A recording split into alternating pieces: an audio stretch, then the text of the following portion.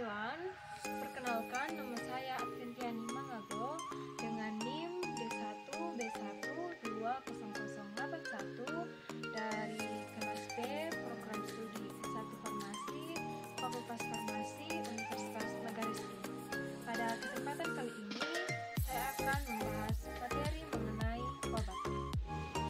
Sebelum kita masuk mengenai pembahasan tentang obat, pertama-tama kita harus tahu mengenai pengertian dari obat. Pengertian obat dibagi atas dua. Yang pertama yaitu pengertian secara umum dan yang kedua yaitu pengertian secara khusus. Pengertian secara umum menyatakan bahwa obat adalah sebuah bahan baik tunggal maupun campuran yang dipergunakan oleh semua makhluk hidup untuk bagian dalam atau bagian luar dari dalam tubuh guna mencegah, melindungi, dan menyembuhkan penyakit. Pengertian yang kedua yaitu pengertian obat secara khusus. Pengertian obat secara khusus dibagi atas beberapa golongan. Tujuan kita mengetahui golongan dalam pengertian secara khusus yaitu agar kita mampu mengetahui golongan obat yang beredar di pasar.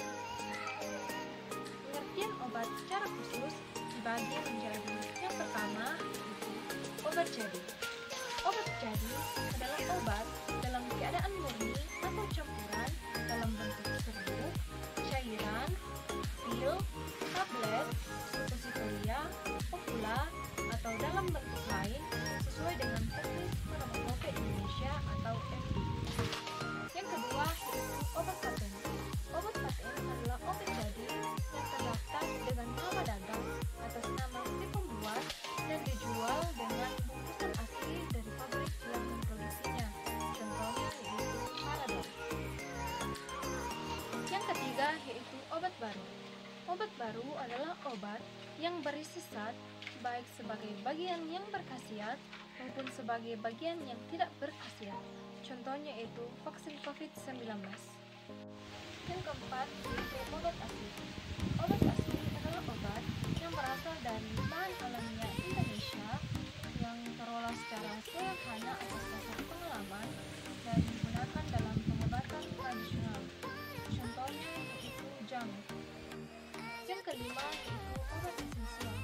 Obat esensial adalah obat yang paling banyak dibutuhkan dalam pelayanan kesehatan masyarakat dan tercantum dalam daftar nama obat esensial yang ditetapkan oleh Menteri Kesehatan Republik Indonesia. Yang keenam yaitu obat generik. Obat generik adalah obat dengan nama resmi yang telah ditetapkan dalam Farmakope Indonesia atau FI untuk zat khasiat yang mengandungnya. Contohnya yaitu paracetamol. Materi selanjutnya yaitu materi penggolongan obat. Penggolongan obat dibagi atas 4. Yang pertama yaitu penggolongan obat berdasarkan nama, yang kedua penggolongan obat berdasarkan bentuk sediaan, yang ketiga yaitu penggolongan obat berdasarkan cara penggunaannya, dan yang keempat yaitu penggolongan obat berdasarkan penandaan pada bungkusnya. Yang pertama yaitu obat berdasarkan nama. Berdasarkan namanya, obat dibagi atas 3. Yang pertama yaitu obat paten, yang kedua yaitu obat generik, dan yang ketiga yaitu obat generik bermerek. Obat paten adalah obat yang masih memiliki hak paten dan hanya bisa diproduksi oleh produsen yang memiliki hak paten serta hanya bisa diedarkan dengan nama paten atau merek dari produsen. Yang kedua yaitu obat generik. Obat generik adalah obat yang dengan nama resmi tercantum dalam Farmakope Indonesia atau FI karena khasiat yang dikandungnya. Contohnya yaitu paracetamol. Yang ketiga yaitu obat generik bermerek. Obat generik bermerek adalah obat generik dengan nama dagang yang berasal dari produsen. Contohnya yaitu Panadol. Apa persamaan dari ketiga jenis obat di atas yaitu kesamaannya yaitu apabila kandungannya sama maka khasiatnya juga akan sama. Yang kedua yaitu penggolongan obat berdasarkan bentuk sediaan. Berdasarkan bentuk sediaannya, obat dibagi atas 4. Yang pertama bentuk padat, yang kedua bentuk setengah padat, yang ketiga bentuk cair, dan yang keempat itu bentuk gas. Yang pertama yaitu bentuk padat. Bentuk padat terdiri dari tablet, kapsul, pil, serbuk, suppositoria, dan gula. Yang kedua yaitu bentuk setengah padat, terdiri dari salep, krim, gel atau jelly.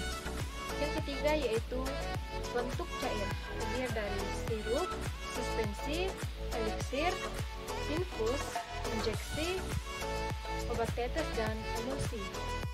Yang keempat yaitu bentuk gas. Bentuk gas terdiri dari komprimasi, aerosol, dan turbulen. Yang ketiga yaitu penggolongan berdasarkan cara penggunaannya. Berdasarkan saluran atau organ yang dilaluinya obat, digolongkan menjadi yang pertama yaitu obat dalam, dan yang kedua yaitu obat luar. Obat dalam yaitu obat yang digunakan dengan cara ditelan, yaitu melalui mulut atau saluran cerna. Contohnya yaitu tablet, kapsul, pil, sirup. Yang kedua yaitu obat luar. Obat luar adalah obat yang digunakan dengan cara tidak ditelan atau diaplikasikan di luar tubuh. Contohnya yaitu salep kulit, salep mata, injeksi, suppositoria, gula, obat tetes mata, dan obat tetes hidung. Yang keempat yaitu penggolongan obat berdasarkan pengadaan. Berdasarkan tingkat keamanan dan cara perolehannya, obat dibedakan dengan logo warna tertentu pada setiap kemasan. Yang pertama yaitu obat bebas, ditandai dengan lingkaran hijau dengan titik hitam, menunjukkan bahwa obat ini bisa dibeli secara bebas tanpa resep dokter. Contohnya yaitu paracetamol dan bedak salisin. Obat terbatas. Obat terbatas ditandai dengan lingkaran biru dengan titik hitam, menunjukkan bahwa obat ini sebenarnya masih bisa diperoleh secara bebas tanpa resep dokter, namun sudah termasuk ke dalam obat keras. Kotak yang berwarna hitam menandakan bahwa itu adalah peringatan dengan tulisan putih. Peringatan dimulai dari peringatan pertama sampai dengan peringatan ke-6. Contoh dari obat terbatas yaitu obat tetes mata, obat cacingan, dan obat anti alergi. Yaitu obat keras. Obat keras ditandai dengan lingkaran merah dan titik hitam, serta huruf K di tengah yang menyentuh garis tepi, menandakan bahwa obat ini hanya bisa diperoleh dengan menggunakan resep dokter. 4. Yaitu obat narkotik atau obat narkotika, ditandai dengan tanda plus dengan lingkaran merah, menandakan bahwa obat ini merupakan jenis obat yang paling berbahaya. Obat ini hanya bisa diperoleh dengan menggunakan resep, tanda tangan, dan nomor praktik dokter. Obat ini juga tidak bisa menggunakan kopi resep.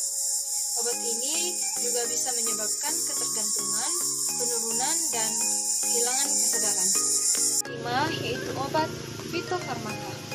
Obat fitofarmaka ditandai dengan tanda kristal berwarna hijau pada lingkaran kuning dengan topi hijau.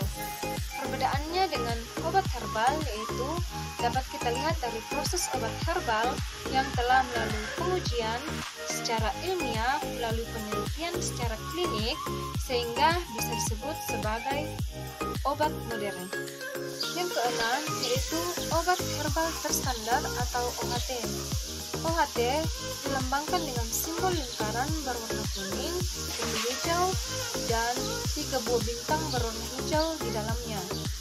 Obat ini merupakan obat yang diekstrak dari bahan alam seperti tumbuhan, hewan, dan mineral.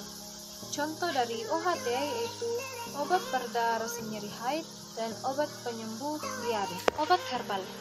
Obat herbal ditandai dengan tumbuhan atau pohon berwarna hijau dan lingkaran hijau. Obat ini berasal dari tanaman yang telah diolah sesuai dengan prosedur keamanan. Contoh dari obat herbal yaitu obat mencegah masuk angin. Demikianlah materi yang saya sampaikan. Kurang lebihnya mohon dimaafkan. Sekian dan terima kasih.